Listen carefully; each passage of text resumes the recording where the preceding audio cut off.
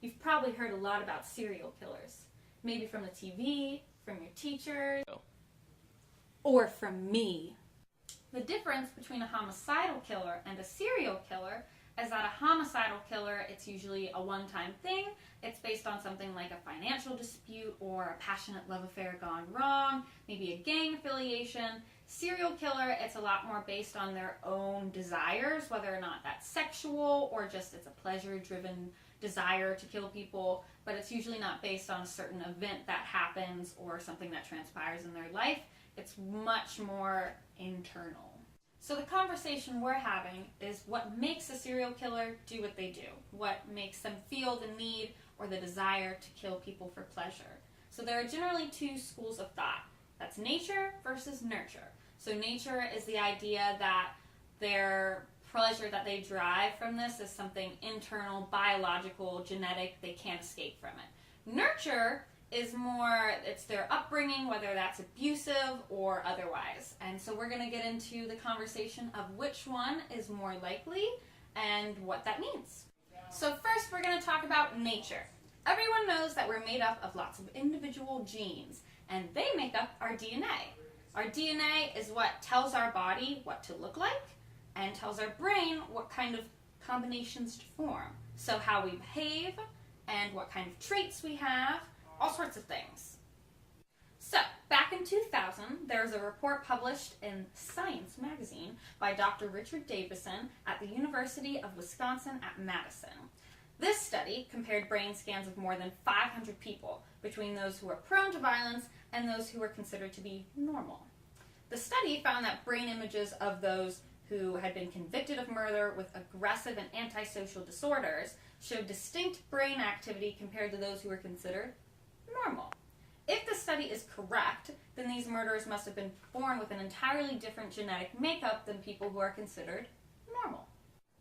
It's possible to notice these genetic differences in children, and we can use that to kind of pick them apart and help to treat possible symptoms early on and make sure they grow up in a healthy environment where they don't start causing harm to themselves or other people. What we can get from this information is that people who have these biological differences, it's a desire to kill even if they don't want to. Their brain is made up entirely differently from someone who might be considered normal and doesn't have these aggressive or killer tendencies. For example, Jeffrey Dahmer, who was a known serial killer of more than 35 people, would always get intoxicated after he killed somebody because consciously he knew what he was doing is wrong, but he couldn't stop himself because of the pleasure that he got from murdering people. Next, we'll move on to nurture. The main focus of many psychologists and criminologists is the surroundings and environments that many of these serial killers grew up in.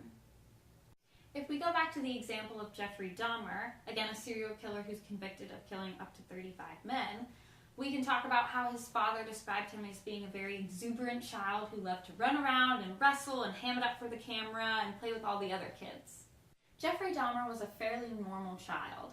Once his dad got his PhD in chemistry, they began moving constantly, over 3 times just in Ohio.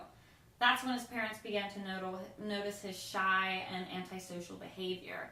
Dahmer started taking roadkill from the streets and taking it into the backyard and dissecting and experimenting on it. Psychologists and social behavior psychologists argue that childhood experiences and repeated childhood trauma can cause a person to seek relief through acts like killing small animals. It gives them a sense of control where they otherwise don't have any. For example, Dahmer's parents began arguing in the household.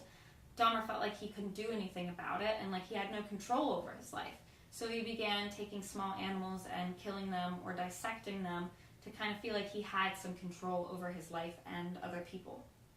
In another study, sociologist Arnold Arluke compared the criminal records of 153 animal abusers with 153 non-animal abusers. He found in the study that the animal abusers were 5 times more likely to commit acts of violence like rape, assault, or murder against others.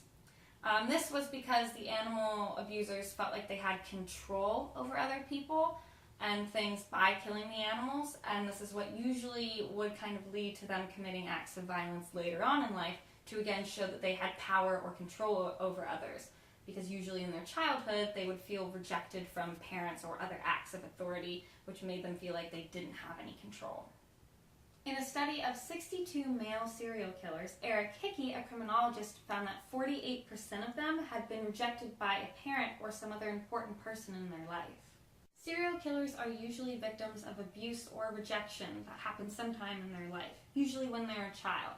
This translates into what we've been talking about that has to do with control and power. They felt like they never had any as a child and they want to have some as an adult.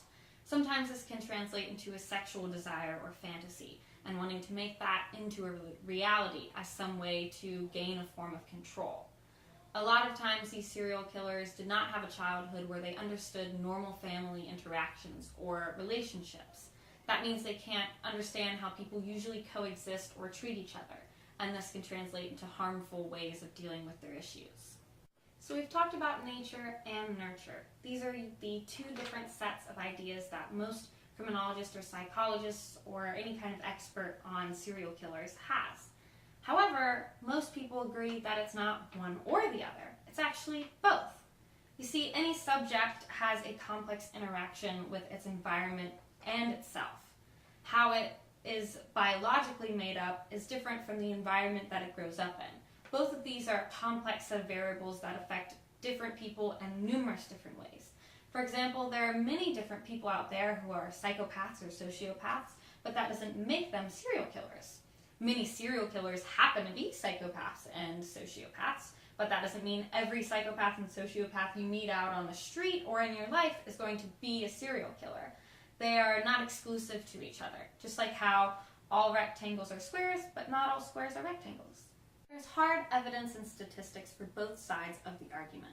There's lots and lots of serial killers who grew up in very happy homes, but still ended up being serial killers. And there's lots of serial killers who grew up in terrible homes and ended up as serial killers. Some people are psychopaths and sociopaths, and lots of other killers aren't. Again, this is a conversation that is ongoing. However, it's a conversation that needs to be put to rest. Like I said, we have statistics and evidence for both sides of the story, and we know that both sides have some truth to them. However, it's a combination of the both. This is a discussion that's been going on ever since people began killing other people. But this doesn't mean that we need to keep having this conversation. It's been done over and over again, and we're losing focus on what's important. What's important is figuring out how to stop these people or do some kind of mental health reform to catch it earlier on. People should not have to grow up feeling rejected and like they don't have any control in their lives. This is why it's so important to push mental health reform. And this is why this conversation, it only makes us lose focus on what's important. This conversation should be put to rest. We know that both aspects hold some truth to them, and both aspects contribute heavily to what makes a serial killer a serial killer. So I say we put it to rest and start talking about things of more important use. However, never stop talking about serial killers. I don't know if that last part should be in there. The snap really made it. Did you turn it off? Is it off? Is it off? Turn it off.